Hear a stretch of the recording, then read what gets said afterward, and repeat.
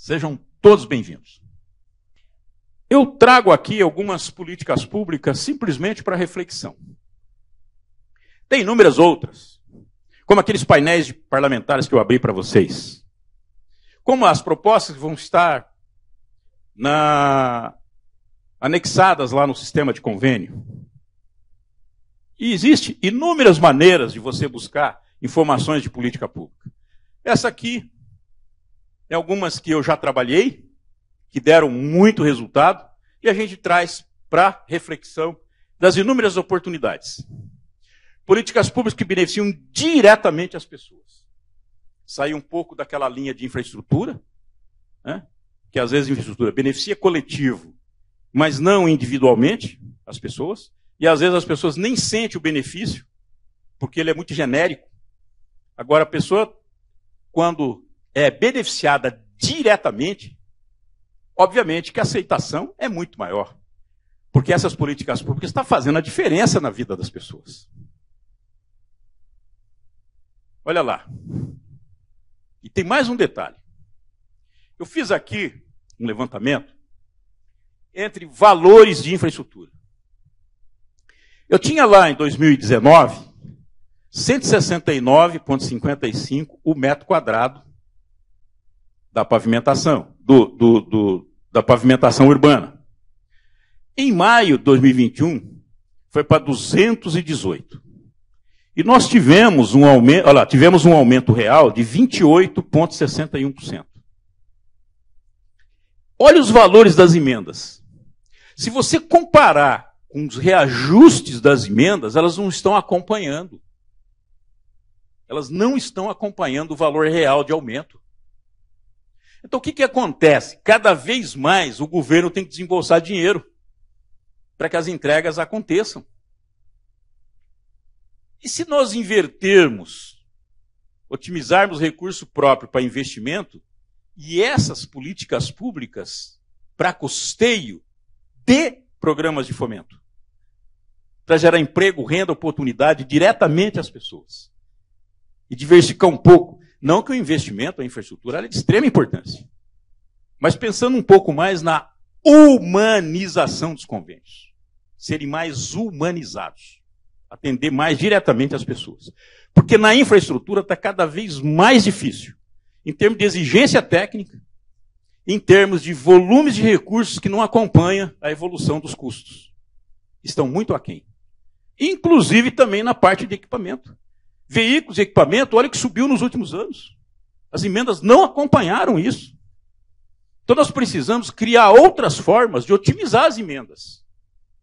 Os valores diminuíram em proporção ao custo, mas elas também podem ser otimizadas em outras políticas públicas. E tem umas centenas de políticas aí. Olha lá. O aumento das emendas. 10% de um ano para o outro. Enquanto a infraestrutura aumentou 20 e tantos por cento. Quem que banca o resto? O governo.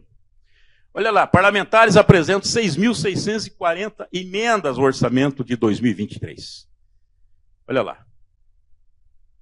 O aumento de um ano para o outro, esse é o ano 2023, 12%.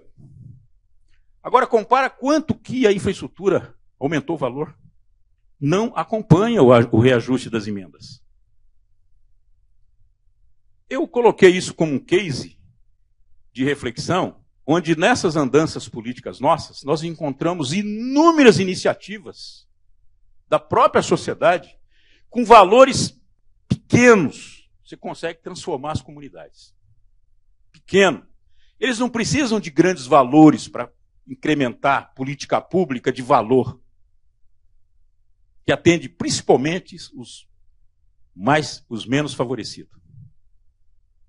Valores pequenos, 50 mil, 100 mil.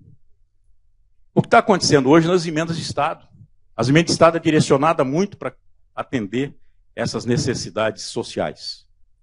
O que nós podemos fazer é agregar essas necessidades da população, né, com o recurso que nós temos para captar, no caso das emendas parlamentares. Minha gente, nós estamos passando aqui como propostas. Não como a obrigatoriedade de fazê-lo. dentro do que a gente está acompanhando no processo de gestão de convênio.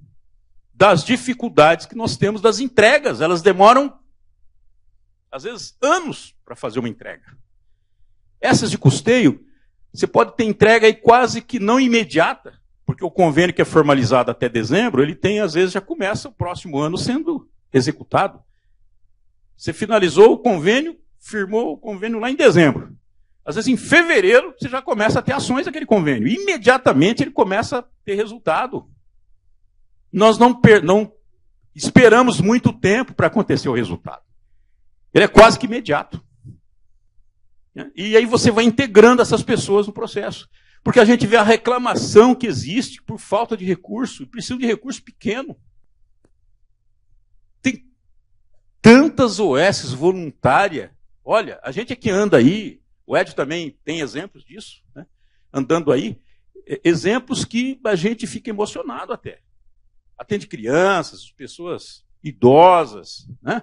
De várias ordens, tanto da social, saúde, educação, iniciativas voluntárias que precisam de poucos recursos para realmente tornar realidade.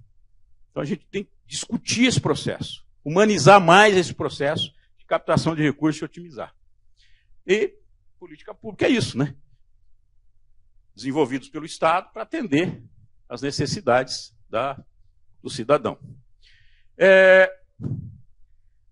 Aqui nós temos, dentro do portal, nós temos todos os ministérios e as políticas públicas que cada ministério disponibiliza. É preciso vasculhar os portais dos ministérios. Se vai lá no esporte, por exemplo, tem um checklist de programas que envolve toda a sociedade imenso e que muito pouco se trabalha na prática. Por que não propor emendas parlamentares daqueles programas de fomento da área esportiva? Que tira as crianças da rua, contribui com as famílias, valoriza o trabalho voluntário da comunidade. Então você tem inúmeras propostas que possam ser trabalhadas como política pública. Aí no orçamento da União, é onde eu já passei para vocês onde é que você encontra política pública. Você vai lá no relatório final apresentado, que é gigante, que aí você tem todas o orçamento da União. O que tem contido no orçamento da União? No relatório, políticas públicas. Como é que eu vou propor política pública se eu nunca li nem o relatório da União que disponibiliza ali claramente as políticas públicas? Estão todos a um clique. Olha lá. É ali que estão contidas as políticas públicas. E a partir dessa leitura, eu vou selecionar aquelas políticas públicas que realmente me interessam. Políticas públicas que estão antenadas, inclusive, com o governo do Estado. Com o Eduardo Rídio, com a campanha, com o plano de ação do governo, com os contratos de gestão. Então não dá para trabalhar desassociado essas temáticas. Elas precisam ser integradas no sistema. No sistema. E otimizar as políticas públicas em benefício da sociedade. Olha lá, o projeto-lei, o Plano Plurianual 2020-2023, né? Vence esse ano, agora está sendo construído o próximo. O que tem contido aí? Política pública. Quantas pessoas, técnicos, leem? Ah, é muito grande. Dá muito trabalho. Pô, então não assume responsabilidade. Precisa ler e muito. É igual habilitar edital de chamada pública. Precisa ler e muito, não é uma vez só, não. E de preferência, colocar toda a equipe para ler o edital. Às vezes tem uma vírgula que passou para mim, né? De repente o outro colega, ô Monente, olha que interessante, olha o que diz o edital aqui, ó. Você já coloca no radar ou faz um checklist no rascunho e já anota, opa, isso aqui é interessante, vai ter que constar na minha contextualização e no meu projeto. É importante essa dica. Essa dica está onde? No edital. Às vezes com um olhar que não é o meu, mas é do colega. Então precisa ser discutido esse processo. Colocar olhares na discussão. Aí vem, política pública do governo federal, estão todas aí. Olha aqui, minha gente. O que está escrito aqui, ó? Programas finalísticos. É o que vão ser trabalhados, previamente aprovado. Por que eu vou trabalhar a política pública, que nem no orçamento da União tem? Nem o governo federal tem a política pública. A não ser que eu implante pelo Estado, que também é possível, ou pela prefeitura. Então nós precisamos se inteirar da política pública, para otimizar melhor os recursos. Então vai lá, ó. O que eu tenho aqui? Todas elas distribuídas. Olha aqui, ó. Todas elas distribuídas por política pública. Educação básica de qualidade. Eu tenho lá já o valor destinado. Educação profissional tecnológica. Eu tenho o valor destinado. Como é que eu vou negociar recurso em Brasília se eu não sei nem o que está destinado de recurso? O que não está destinado aí, política pública que não está aí, não adianta perder tempo. Às vezes o ministro vai me atender, o parlamentar vai me atender, porque tem que atender bem todo mundo. Você sai de lá abraçado, tira uma selfie, mas e o recurso? Vem. Então é preciso embasar tecnicamente essa captação de recursos. E vocês podem ajudar muito os gestores de vocês a trabalhar isso, apresentar propostas. Olha aqui, ó, a gente estudou lá as políticas públicas. Essas políticas públicas é muito interessante para a nossa secretaria ou para a nossa fundação. Vamos tentar buscar esse recurso. Aí vem o trabalho político de captação. O trabalho técnico é subsidiar. O trabalho de captação é político. Aí traz para as esferas políticas do governo para que a gente possa transformar aquele sonho de vocês em realidade. Então, se a gente for vasculhar, né, e eles trabalham tudo com que é o eixo social. Olha lá, o que está no eixo social? Educação, saúde, assistência social, cultura e esporte e vínculos familiares e intergeracionais. Aí você tem todos os programas que estão elencados aí. E não, minha gente, não é pouco. Olha o eixo ambiental. Olha isso. Olha os valores que estão destinados. Quantas pessoas, antes de fazer qualquer proposição, leem isso, dominam isso? Isso é o primeiro estudo que é preciso fazer. É uma infinidade, tá? A gente vai ficar aqui o dia inteiro falando de política pública. Olha lá. Programa do eixo econômico. Aí tem os temas todos lá em cima, e aqui está especificado cada política pública dessa, com os valores respectivos na frente, de cada uma. Ok? Olha lá, aqui é do turismo, Ministério da Ciência, Tecnologia, Inovações e Comunicações. E aí vai. Vocês viram a quantidade de política pública? Todas se enquadram no Estado? Tem que estudar. Mas, teoricamente, olhando a olho, né, você percebe que tem tudo a ver com o Estado.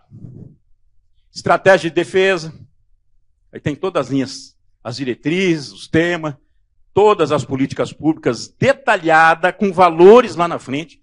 E é interessante também, qual a leitura que você tem aqui? Quais as políticas públicas que o governo federal está priorizando? Como é que você vê isso? Nos valores destinados. Então, nessas políticas públicas, é mais fácil captar recurso porque os valores são maiores. Então, não adianta captar recurso assim, sem um critério, sem conhecer o processo. É preciso conhecer o processo. Ok? Bom, eu já falei sobre a infraestrutura, né? E essa questão é nacional, olha aqui, ó. Ministério do Desenvolvimento. Olha o valor que é destinado para a infraestrutura e olha os valores que é destinado, por exemplo, para fomento do esporte, defesa, turismo. Olha bem, eu estou falando em atividade de fomento, que gera emprego, renda. Será que o problema nosso só está na infraestrutura? Então nós precisamos rediscutir esse processo. Não que a infraestrutura não seja importante, óbvio. Mas também nós precisamos começar a diversificar um pouco esses eixos temáticos, né? E a leitura no portal tem todas as informações. É só buscar que vocês vão encontrá-las, né, nos ambientes apropriados. Aqui o Ministério do Desenvolvimento Regional, né, que tem as maiores demandas de recursos. E dentro do Ministério, você tem o quê? As políticas públicas que são trabalhadas com esse Ministério de Desenvolvimento Regional. Como é que eu vou lá negociar recursos? Eu não sei nem com as políticas públicas se tem recurso destinado. Eu preciso profissionalizar o processo. Aí tem lá as políticas públicas de desenvolvimento regional, tem de desenvolvimento urbano, né, com uma série de itens elencados, e assim por diante. Eu coloquei ali dentro o ministério que as pessoas mais captam recursos. Tá? Aí todos aqueles ministérios dá para você fazer a filtragem para saber exatamente onde é que o recurso está sendo investido. Aqui o Ministério da Defesa, o programa Calha Norte, que foi um seminário que nós fizemos, né? É um outro programa, outra política pública. Olha lá, a comissão destina 340 milhões para a infraestrutura de municípios da Calha Norte. Então eu já sei que Calha Norte tem 340 milhões disponíveis. Olha lá. E o Calha Norte inspeciona 57 obras de infraestrutura em 26 municípios de Rondônia. O que Rondônia faz que a gente não consegue fazer? Se nós também somos beneficiados pelo Calha Norte. Então eu preciso discutir o processo. Em Rondônia, o resultado lá é excelente. Ou também, de repente, aprender com eles. Né? Como é que eles estão trabalhando esse programa Calha Norte. Aqui tem, falando um pouco, né, sobre o programa Calha Norte.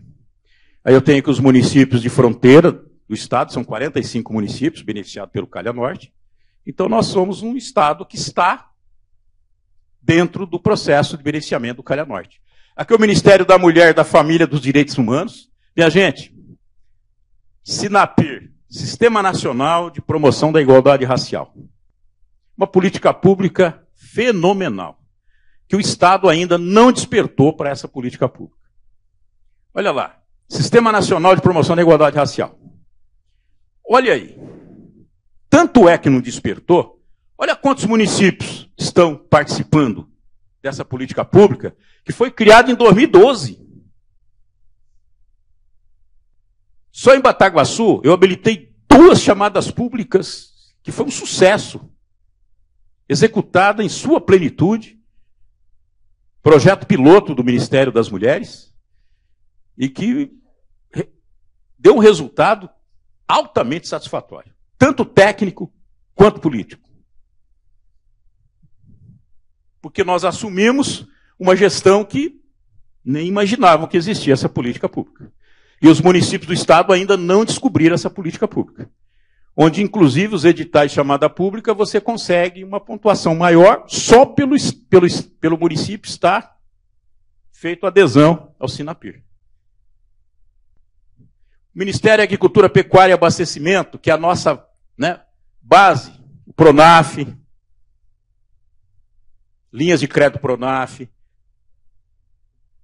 PRONAF Mulher, PRONAF Jovem, Ministério da Cidadania.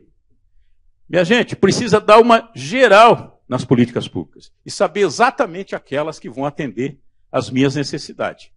O PAA, Programa de Aquisição de Alimento Escolar, de Alimentos PPA, trabalha só com S. Como é que funciona isso? O agricultor familiar produz, a OS compra o produto previamente planejado e doa o produto para as creches, para as escolas, para as entidades carentes, doado. E é recurso novo que vem do governo federal para comprar o produto e compra direto do agricultor familiar. E olha como é que está o portal da Transparência Pública Alimenta Brasil. Exemplo de 2020. Municípios beneficiados de IMS. Aí está a lista. 20 municípios que operaram a política pública. Continuando. Aí você tem o detalhamento, inclusive, olha bem que interessante. Qual a OS que operou a política pública do respectivo município, quais as pessoas que foram beneficiadas, quais os produtos que foram adquiridos, quais entidades que foi entregue o produto, com os valores respectivos de cada produto. Olha lá. CONAB, Programa Nacional de Alimentação Escolar, PNAE, trabalhando integrado com PAA. Olha o que nós doamos de alimentos e produzimos lá em Bataguaçu, diretamente para a sociedade. Impressionante a diferença que esse programa fez. no fomento da agricultura familiar lá. Dinheiro de quem? Do governo federal. Ministério da Justiça e Segurança Pública, Fundo de Defesa de Direitos Difusos não apresentam propostas. É muito dinheiro do Fundo Difuso, que obrigatoriamente ele precisa ser disponibilizado através de editais de chamada pública. Olha os eixos temáticos. Promoção da recuperação, conservação e preservação do meio ambiente, proteção e defesa do consumidor, promoção e defesa da concorrência, patrimônio cultural brasileiro, outros direitos difusos e coletivos. Quem que é o gestor? Ministério da Justiça. Olha as temáticas que estão inseridas. Ministério da Justiça. Os editais são lançados, terminam o prazo e as propostas não são encaminhadas. Todos os anos, esse processo volta. Esse é o Fundo de Defesa de Direitos Difusos e Coletivos, acessado em 28/9/2022. Aqui ele estava em 776 milhões de reais. E esse fundo, obrigatoriamente, precisa ser disponibilizado para aquelas políticas públicas que eu apresentei para vocês ali. Então dá para desenvolver várias ações otimizando esse recurso. E aí o Gestão Gov, que é uma exigência agora, né, do governo federal, que obrigatoriamente precisa ser implantado. O Estado já tem aí 23 CNPJ implantado Gestão Gov. Foi um trabalho muito legal, desempenho fantástico. E agora nós estamos trabalhando também os municípios. Os municípios ainda morosos, só tem 40 municípios que implantaram por enquanto aqui no Estado. Mas é um Estado que está aí em terceiro no ranking. Quer dizer que nós desenvolvemos também no município o Gestão Gov, né, a contento. E o governo do Estado, nem se fala. Eu acho que foi um trabalho brilhante aí feito pela equipe do Tanner, que desenvolveu a aplicação desse modelo de excelência de gestão em todas as secretarias e vinculadas. Então nós avançamos bem. Aqui são os decretos, né, de criação, como que nós fizemos no Estado, como é que foi a amarração desse processo de alinhamento do Gestão Gov do Estado, para valorizar esse processo, criação do comitê estadual, aí as pessoas que faziam parte, né? O nosso projeto piloto foi lá na GESUL, está implantado até hoje. Ontem mesmo tiveram reunião para aplicar já a segunda etapa do Gestão Gov. O Estado já está se preparando para aplicar a segunda fase. E as reuniões de trabalho já estão acontecendo para a aplicação da segunda fase. É um trabalho que está sendo legal e que vai interferir também na questão da gestão do convênio. E municípios que não atingirem, e CNPJ que não atingir pelo menos 50 pontos, a tendência é dificultar repasse de recursos da União. Não está valendo isso ainda, mas a tendência é que isso aconteça. Então nós temos que antecipar cenário, sair na frente e arrumar a casa, para ficar de acordo com as exigências das políticas públicas do governo federal. Bom, esse documento todo vai ficar com vocês, se vocês quiserem depois dar uma olhada, como é que foi feito esse arranjo, né? A estratégia do governador ainda, Reinaldo Azambuja, para destinar o recurso no governo presente, né? As reuniões, a mobilização da classe política, dos técnicos, das lideranças dos municípios, para discutir a destinação dos recursos. Essa foi uma estratégia muito bem executada, inclusive, né? Que deu muito resultado e que muitas das entregas hoje estão acontecendo em função desse trabalho. Aqui é o relatório de gestão pública Gov, que coloca o MS entre dos estados que mais efetivam política pública, embora nós podemos avançar, melhorar muito mais ainda, inclusive a gestão de convênio, mas o Estado já caminhou muito. Então é preciso a gente reconhecer isso.